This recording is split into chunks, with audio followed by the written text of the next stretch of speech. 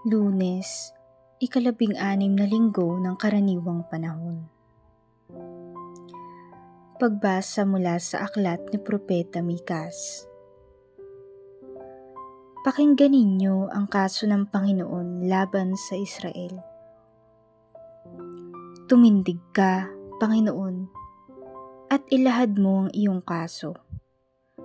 Bayaan mong marinig ng mga bundok at mga burol ang iyong sasabihin.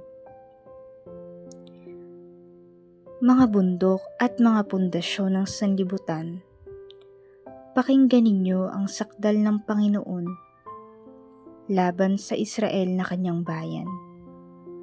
Sinasabi ng Panginoon, "Bayan ko, sagutin ninyo ako. Ano ba ang nagawa ko sa inyo? Naging pabigat ba ako sa inyo?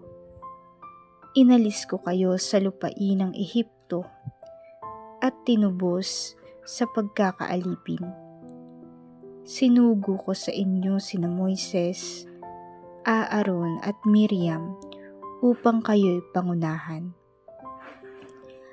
Ano ang dapat kong dalhin sa aking pagsamba sa Panginoon na Diyos na kataas-taasan? Magdadala ba ako ng guyang 1 taon ang gulang bilang handog na susunugin sa kanyang harapan? Malugod kaya ang Panginoon kung siya'y handugan ko ng libu-libong tupa o walang katapusang agos ng langis ng olibo? Matuwa kaya siya kung ihandog ko sa kanya ang aking anak na panganay, ang laman ng aking laman, bilang kabayaran ng aking mga kasalanan? Itinuro na niya sa iyo, o tao, kung ano ang mabuti. Ito ang nais ng Panginoon. Maging makatarungan ka sa lahat ng bagay. Patuloy mong ibigin ang iyong kapwa at buong pagpapakumbabang sumunod sa iyong Diyos. Ang salita ng Diyos. Salmong tugunan. Ang masunurin sa Diyos ay sasagapin niyang lubos. Ang lahat ng matatapat na lingkod ko ay tipunin.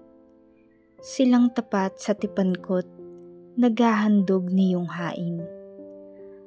Ang buong kalangitay, naghahayag na ang Diyos, isang hukom na matuwid kung humatol ay maayos.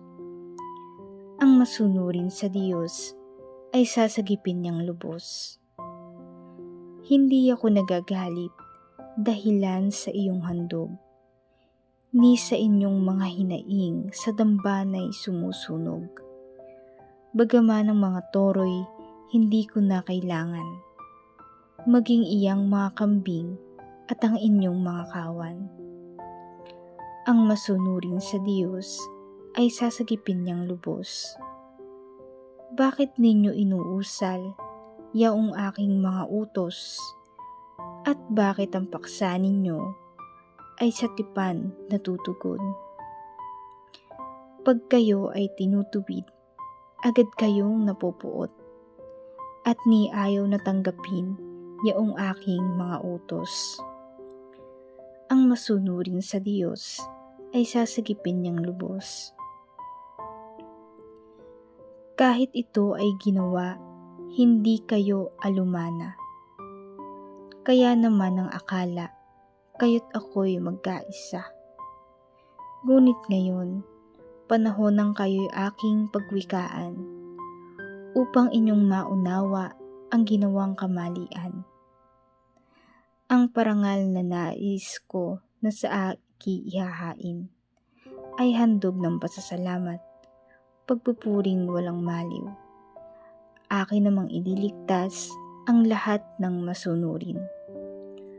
Ang masunurin sa Diyos ay sasagipin ng lubos. Ang mabuting balita ng Panginoon ayon kay San Mateo. Noong panahong iyon, sinabi ng ilang iskriba at pariseyo kay Jesus, "Guro, maaari po bang pagpakitaan ninyo kami ng tanda mula sa langit. Sumagot si Jesus, lahing masama at di tapat sa Diyos. Naghahanap kayo ng tanda ngunit walang ipakikita sa inyo maliban sa palatandaang inilalarawan ng nangyari kay Propeta Jonas. Kung paanong si Jonas ay 3 araw at 3 gabing nasa tiyan ng dambuhalang isda. Gayon din ang Anak ng Tao ay 3 araw at 3 gabing sasailalim sa lupa. Sa araw ng paghukom, titindig ang mga taga-Ninive laban sa lahing ito at ito'y hahatulan ng kaparusahan. Sapagkat nagsisi sila dahil sa pangangaral ni Jonas. Ngunit higit na di hamak kay Jonas ang naririto. Sa araw na yaon, titindig ang reyna ng timog laban sa lahing ito at ito'y hahatulan ng kaparusahan.